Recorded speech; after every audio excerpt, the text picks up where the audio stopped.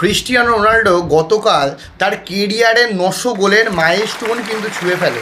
সত্যি বলতে এই 900 গোল করাটা যে মুখের কথা নয়, আর এই লেভেল, এই বারটা যে সেট করে দিয়ে গেল না, পরবর্তীকালে কোনো প্লেয়ারের পক্ষই এই 900 গোলের রেকর্ড ভাঙা সম্ভব নয়। আর রোনাল্ডো তো বলেছে আমি 1000টা গোল করতে চাই, হয়তো হবেও, কিন্তু ব্যাপারটা হচ্ছে কি, যে রোনাল্ডো মেসি যে লেভেল সেট করে দিয়ে গেছে না, এখন দেখা যাচ্ছে যে ভিনিসিয়াস জুনিয়র হচ্ছে ব্যালন ডি'অরের এবার টপ কন্টেন্ডার।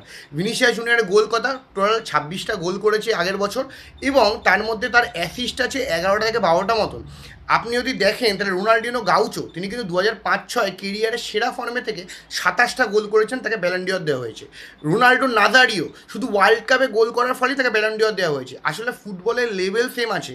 রোনাল্ডো আর মেসি যে জায়গাটায় নিয়ে চলে গেছে, 60টা গোল, 90টা গোল, 80টা গোল, এখানেই তারা বাকিদের প্লেয়ারদের থেকে আলাদা।